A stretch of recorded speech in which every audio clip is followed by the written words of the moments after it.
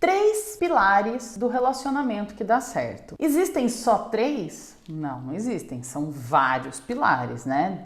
Para fazer uma base bem sólida. Mas sem esses 3 que eu vou falar aqui, não tem como dar certo um casamento. Não tem como. O que eu quero que você analise nisso daqui, como você vai desenvolver esses 3 da melhor forma, porque esses daqui, eles são a base. Se você não tiver isso bem trabalhado, não vai dar certo. Nossa, que vídeo sério. Vamos descontrair. Eu sou a Carol e eu falo sobre relacionamento. Já se inscreve, clica, compartilha, faz tudo que tem que fazer. Seguinte, você sabe que eu sou cristã, certo? Então, eu vou falar aqui uma visão para quem é cristão. E cristão que eu digo não é nem de religião, uma religião específica. Se você é uma pessoa que quer usar a Bíblia como referência, como uma regra, que é o meu caso, eu sigo a Bíblia. Então, eu optei por seguir a Bíblia. E quando você escolhe seguir alguma coisa, sei lá, vamos supor, você vai seguir este livro aqui, ó. Você decidiu seguir ele todo. Se você fizer uma parte dele só, você não vai colher os mesmos resultados. É que nem, por exemplo, você decidiu fazer uma dieta com uma nutricionista. Você não vai chegar na sua casa, ela pediu pra você comer... Não vou falar nada a ver, tá? Falou pra você só comer banana. Daí você chega e fala assim, mas acho que eu vou pôr uma mão em um abacaxi. Não vai funcionar, porque ela fez o cálculo planejado naquilo. Então, se você quer seguir um negócio, tem que seguir ele completo, porque aquilo foi comprovado que dá certo. A Bíblia está comprovada pelo tempo que funciona. Agora,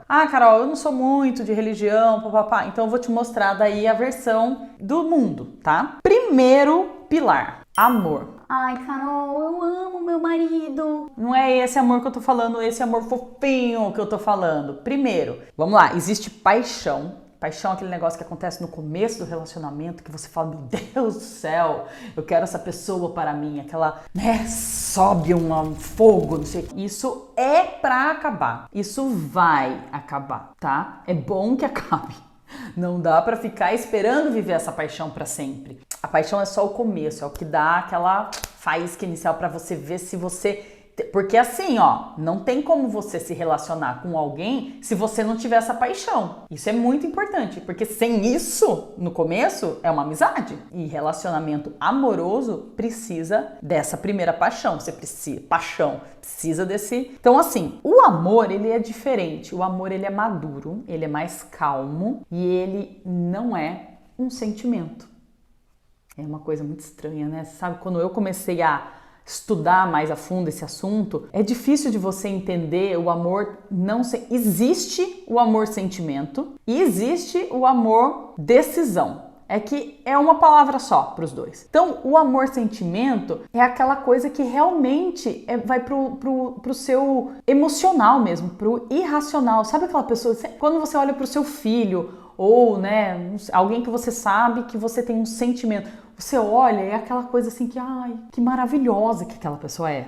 Isso é um sentimento, né? É uma admiração. Mas esse amor-sentimento, ele é um misto de emoções, né? De sensações. Tem admiração, tem carinho, tem respeito, mas esse é um sentimento que você tem pelo outro. Então isso aí você pode sentir em relação a várias pessoas de formas diferentes. Então você ama seu filho diferente do que você ama seu cachorro, diferente do que você ama seu amigo, diferente do que você ama sua mãe, diferente. Aí muda o tipo de amor, certo? O amor para o seu cônjuge, né? Eu não curto muito essa palavra, sabe? Eu acho ela feia, apesar do que ela significa, né? Porque ele já resume, né? Você não fica falando marido, mulher, né? Mas o amor para aquela pessoa que você escolheu para dividir a sua vida, porque para mim é assim, tem você aqui, o outro é aqui, vocês vão se juntar e vai virar uma coisa só, entendeu?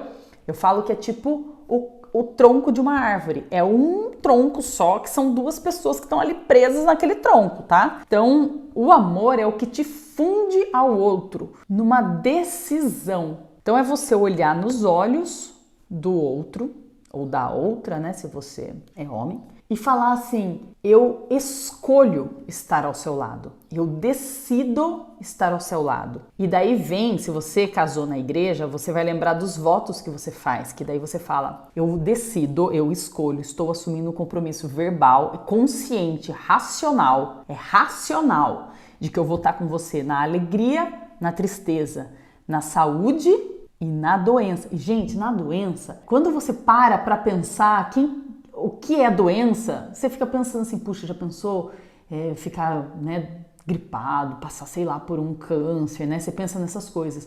Mas doença vai muito, muito além. Eu conheço um casal que o moço ficou tetraplégico, parou de falar e ficou assim por anos. Isso é doença. Imagina você estar casado novo, não foi a pessoa mais velha, uma pessoa nova. E aí você pensar assim, a esposa não tinha mais aquele marido que ela conversava, que ela trocava. Não, mas ela estava casada, ainda tinha ali. Aquilo é doença. E ela se comprometeu em estar ao lado dele naquele momento. Então, a doença que a gente fala não é só um momento ou outro difícil que você passa e que supera, sabe? Mas que tá todo mundo inteiro, entre aspas, sabe? Não aconteceu nada de muito, muito grave. A gente tem que pensar em todas as coisas que podem acontecer realmente e não é fácil, tá? Então, a saúde da doença e na riqueza, porque aí é fácil, né? Todo mundo, é fácil você gostar de quem tá rico, bem de vida, que não tem nenhum problema financeiro. E na pobreza. Pobreza, que eu digo, às vezes é ter que vender tudo que você tem. É ter que ir para um lugar muito menor.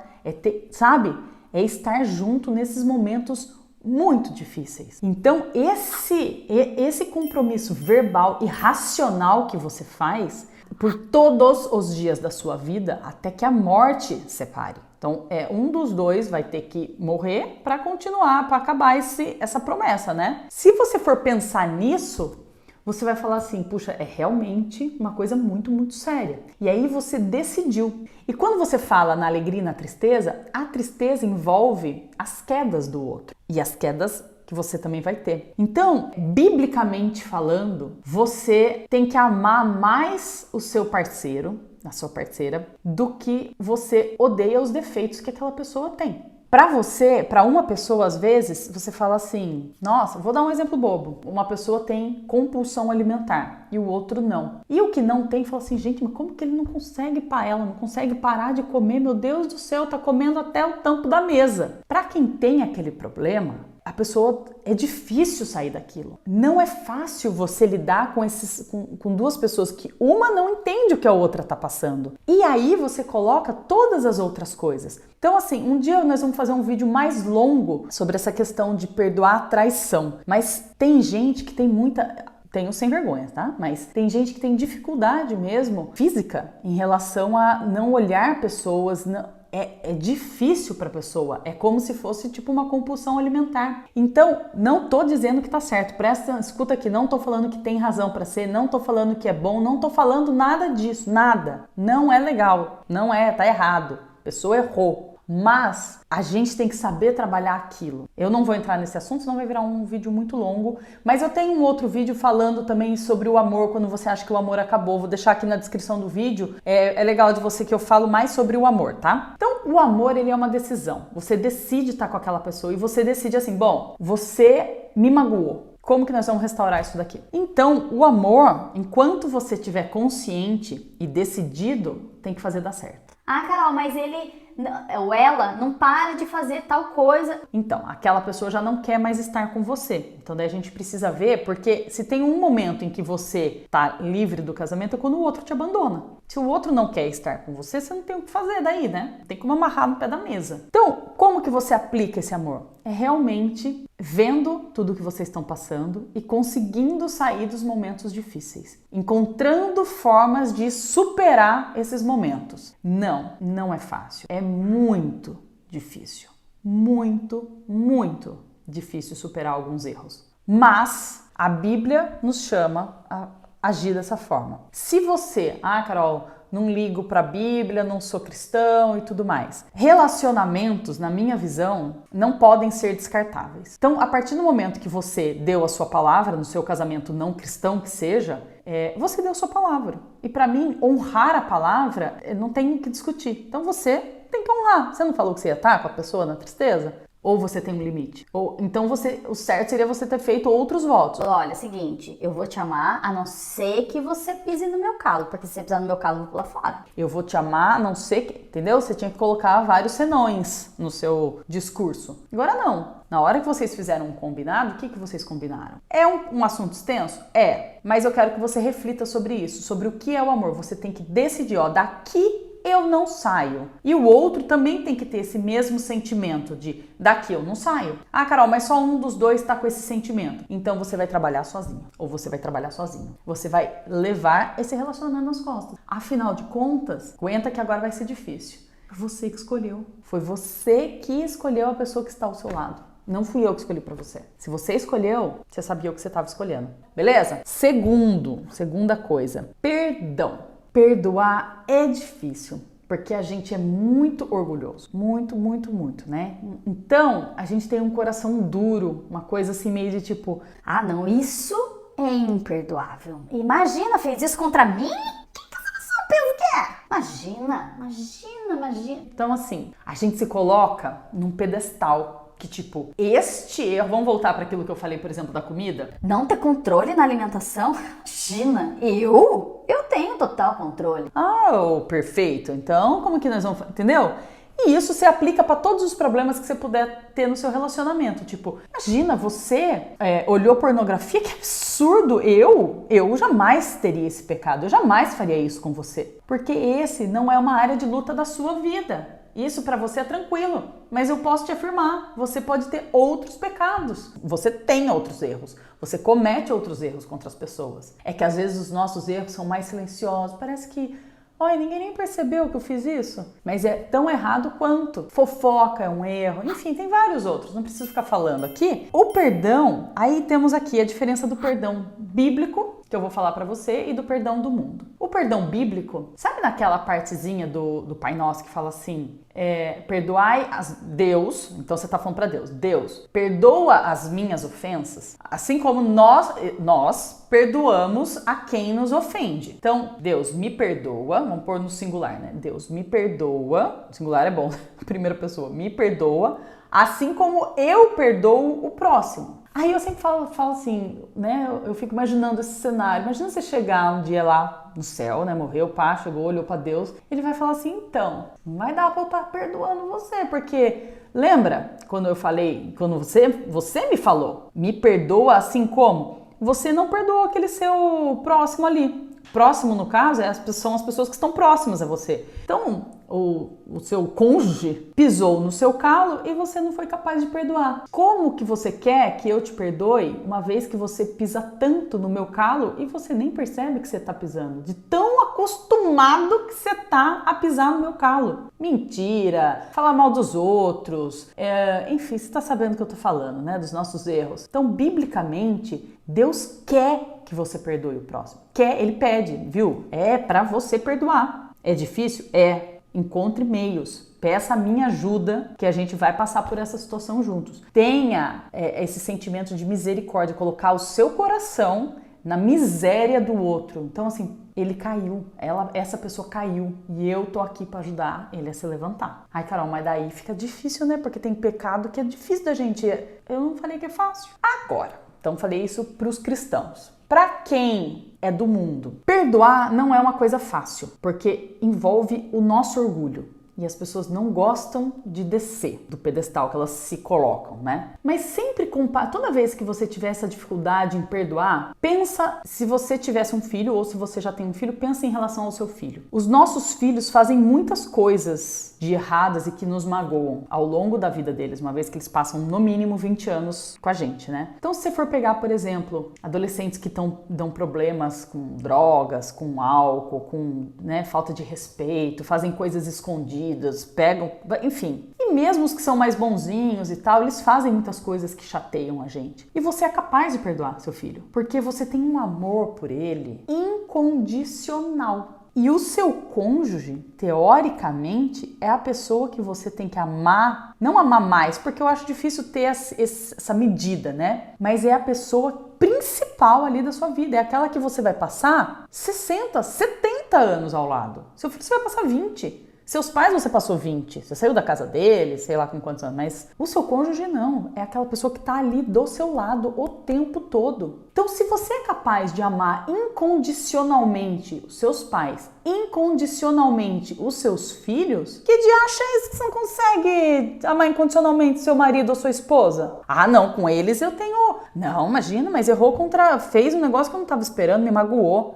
Gente, isso é o ser humano. O ser humano erra, ele magoa os outros. Esse é o ser humano. Não tem ser humano que só faz coisas boas e alegres o tempo todo. Tem níveis de machucado, né? Tem uns que parece que enfiou a faca e o cabo no meio do peito. Bora trabalhar isso. Pede ajuda para alguém que pode te ajudar a resolver esse problema. Mas é incondicional. Ué, você não falou? O perdão é você olhar o outro e ter compaixão e falar assim, foi um erro. Eu tenho que ser capaz de amar mais a pessoa do que o erro da pessoa. E por último, o último pilar, que é o que faz o casamento durar para sempre, que é a perseverança. Você persevera? O que é perseverar? É não desistir. É amar quando você tem que amar. É perdoar quando você tem que perdoar. Todos os dias da sua vida. Todos os dias da sua vida.